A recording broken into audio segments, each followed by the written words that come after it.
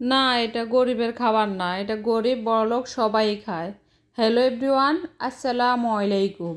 আজকে আমি আপনাদের সাথে শেয়ার করব খুদের ভাত রেসিপি, অথবা বলতে পারেন বউ ভাত। আসলে অনেক অঞ্চলে অনেক নামে পরিচিত এই ভাতের, এক এক অঞ্চলে এক এক নামে পরিচিত।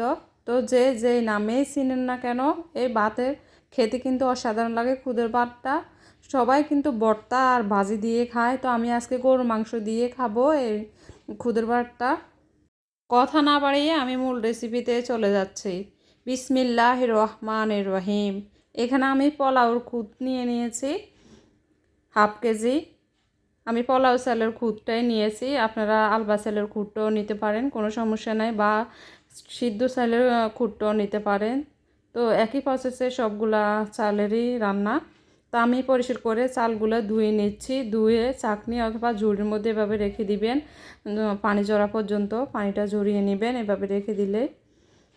এখন চুলায় চলে যাচ্ছে, চুলায় একটা ফ্যান বসিয়ে দিলাম। ফ্যান গরম হয়ে যাওয়ার পর দিচ্ছি সরিষার তেল। অবশ্যই সরিষার তেলের মধ্যে এই খুদের ভাতটা রান্না করবেন, এতে করে বেশি মজা হবে।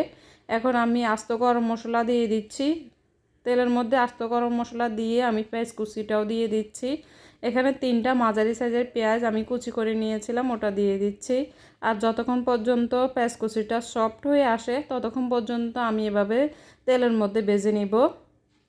আমি আবারও বলে দিচ্ছি, সরিষার তেল দিয়ে কিন্তু খুদের ভাতটা রান্না করবেন, এতে করে বেশি মজা হবে।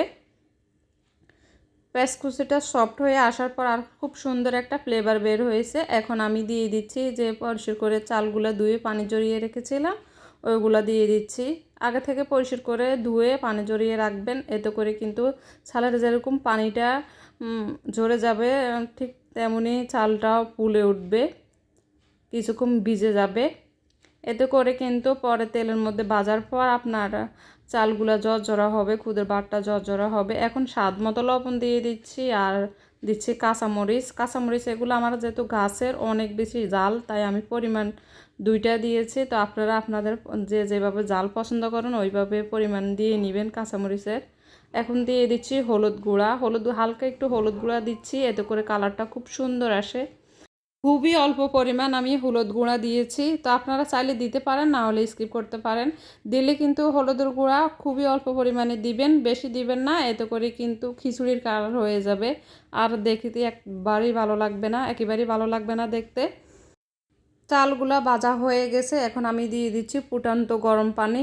চালগুলা ভাজা হয়ে গেছে বুঝবেন কিভাবে, আপনারা যখন দেখবেন যে চালগুলা তেলের মধ্যে নাড়তে নাড়তে চাল তেল তেলে হয়ে আসবে, ততক্ষণ পর্যন্ত ভেজে নেবেন। আর বুঝবেন যে চাল তেল তেলে হয়ে আসলে বুঝবেন যে চালগুলো ভেজে নেওয়া হয়ে গেছে। তো পরে আমি ফুটন্ত গরম পানি দিচ্ছি, অবশ্যই ফুটন্ত গরম পানি দিবেন, এতে করে কিন্তু খুদের ভাতটা অনেক জড়জড়া হবে। আমি এখানে হাফ কেজি খুদের চালের মধ্যে আমি দিয়েছি 3 পোয়ার মতো পানি।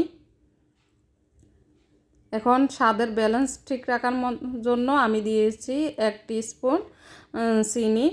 তা আপনারা চাইলে দিতে পারেন চিনিটা, এতে করে স্বাদটা আরও বেশি পাবেন, আর না হলেও স্কিপ করতে পারেন। তো আমি কিছুক্ষণ ঢাকনা দিয়ে রান্না করে নিয়েছি। এখন পানিটা শুকিয়ে গেছে আর হালকা গায়ে গায়ে লেগে আসছে পানিটা। আমি এখন চুলাটা একেবারেই লো করে দিচ্ছি। আপনারা চাইলে কিন্তু প্যানের নিচে একটা পাইপিং বা কিছু দিতে পারেন, আবার এছাড়াও কিন্তু নিচে মানে চুলা লো করে হাই মানে লো হিটও রাখতে পারেন। তো যে যেভাবে রাখেন না কেন, লো হিটে রাখেন বা নিচে প্যান দিয়ে রাখেন। তো আমার যেহেতু এটা পাতিলটা মোটা ছিল তাই আমি প্যান দিই নাই। আপনারা যদি পাতলা পাতিলে রান্না করেন তাহলে কিন্তু একটা নিচে প্যান দিয়ে রাখবেন। তো এরকম 5 মিনিট বাঁপে দেওয়া রাখা, লো হিটে রাখার পরে দেখবেন যে পুরোপুরিভাবে সিদ্ধ হয়ে গেছে। তো দেখেন আমার চালটা অনেক জড়জড়াও হয়েছে আর সিদ্ধ হয়ে গেছে। তো আমার চালটা হয়ে গেছে, আমি চুলাটা অফ করে দিচ্ছি আর নামিয়ে নিচ্ছি চুলা থেকে। দেখেন কতটা ঝরঝরা হয়েছে আর কতটা লোভনীয় হয়েছে। তো অনেকের ধারণা এই খুদের ভাতটা গরিবে খায়, না এটা গরিবে খায় না, অনেকেই কিন্তু সুপার শপ থেকে বা কিনে নিয়ে খায়, তাহলে কিন্তু এটা গরিবের খানা না, বুঝতেই পারেন। তো এটা গরিব বড়লোক সবাই খায়। তো আমার আজকের জন্য আমি এখানেই বিদায় নিচ্ছি, দেখা হবে নতুন কোনো রেসিপিতে। ততক্ষণ পর্যন্ত ভালো থাকুন, সুস্থ থাকুন, আল্লাহ হাফেজ।